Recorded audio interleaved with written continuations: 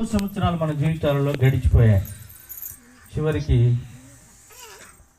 ఈ 2025 సంవత్సరంలోకి వచ్చాం. అయ్యా దయచేసి కొద్దిగా ఒక్క 10 నిమిషాలు నాకు ఇచ్చారు. ఈ 10 నిమిషాలు కాస్త శ్రద్ధగా వినగలిగితే ఆ దేవాతి దేవునికి మీరు ఎంతో మేలు చేసిన వారు. ఎందుకు అని అంటే ఇది నేను చెప్తున్నానని ఎవరు కూడా మీరు వినొద్దు. ఇది ఎవరు దేవదానం చెప్పాడు, దేవదానం మాట్లాడాని అని ఎవరు కూడా ఆలోచనే పెట్టుకోవద్దు. ఎందుకంటే చెప్పబోయే ప్రతి మాట కూడా పవిత్రమైనటువంటి మాట. ఆ పవిత్రమైన మాట ఆశామాశ అయిన వారు చెప్పలేదు. వారి జీవితాలను నలగొట్టుకొని వాళ్ళ జీవితాలని చిన్నాభిన్నం చేసుకొని అది ఈరోజు ఈ తరానికి మనకు అందించారు. ఇది ఎవరు కూడా గమనించట్లేదు. పాటలకు ప్రాధాన్యత ఇస్తున్నాం, వ్యర్థమైనట్టుకు ప్రాధాన్యత ఇస్తున్నాం, అనవసరమైన దాని గురించి మాట్లాడుకుంటున్నాం.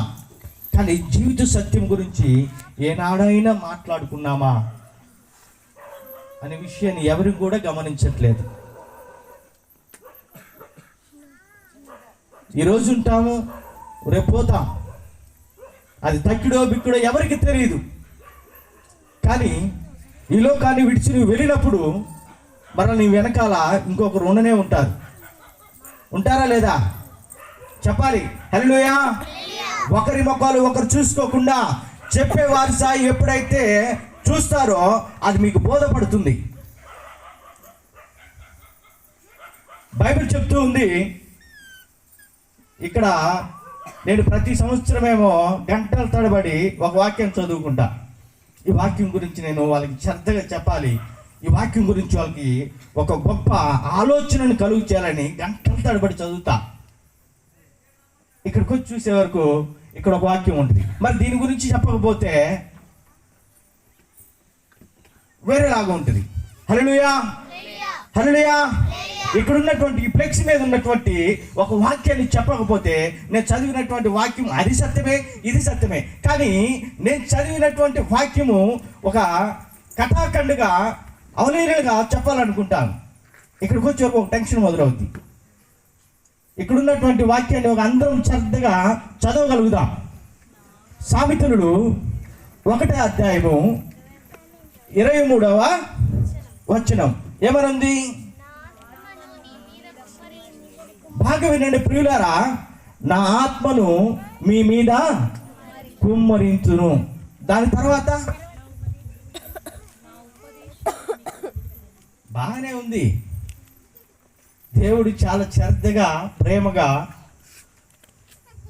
నీ మీద కరుణతోటి మాట్లాడుతున్నాడు. ఏమని? నా ఆత్మను మీ మీద కుమ్మరిస్తానని.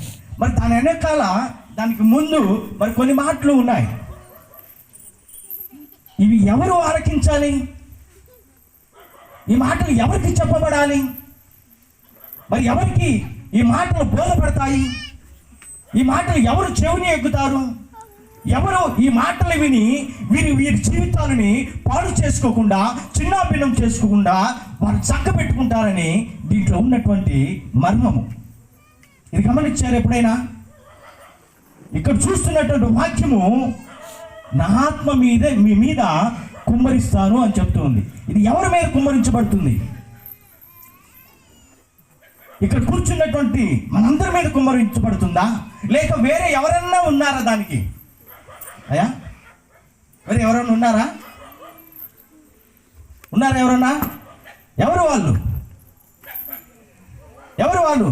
ఎవరైతే దేవుని యందు భయభక్తులు కలిగి, ఎవరైతే దేవుని మాట పెడచెవిని పెట్టకుండా, ఎవరైతే దేవుని మాటకు చెవి ఎక్కుతారో వారికి ఈ వాక్యాన్ని కుమ్మరించబడుతుంది.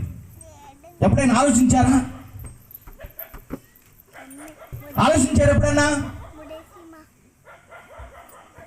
మీ పిల్లల తరము నుంచి అనేకమైన శోధనలో, అనేకమైన బాధలలో, అనేకమైన ఇబ్బందులలో మీరు కూరుకుపోయింటున్నప్పుడు నేను చూడలేక మిమ్మల్ని తోసివేయటానికి ఏమాత్రమును నేను వెనుకాడట్లేదు.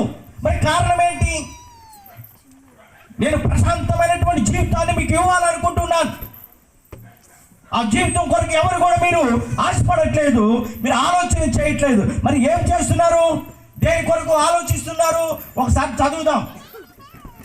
దానికి ఉన్నటువంటి పైన ఉన్నటువంటి మాట ఒకసారి శ్రద్ధగా చదవగలిగితే, ఎట్లనగా జ్ఞానము లేని వారులారా మీరెన్నాళ్ళు. చాలమ్మా, ఇంతకు మించి అవతలకు వెళ్ళామంటే భయంకరంగా ఉంటుంది.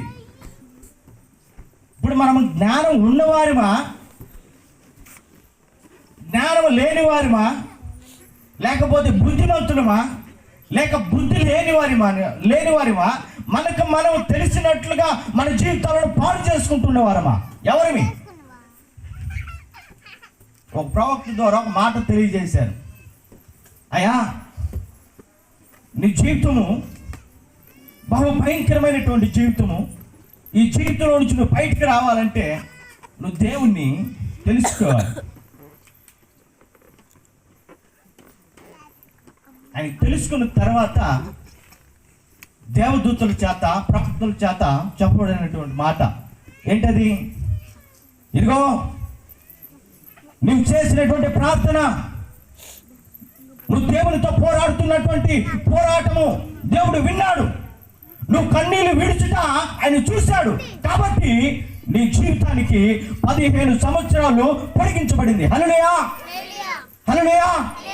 15 సంవత్సరాలు నీ జీవితం ఆయుష్కాలము పొడిగించబడింది. మరి నువ్వేం చేస్తున్నావు? ఒక పక్క సైతానుతో పోరాడుతున్నావు, ఒక పక్క జీవితాలతో పోరాడుతూ ఉన్నావు. నా బ్రతికేమైపోతుందో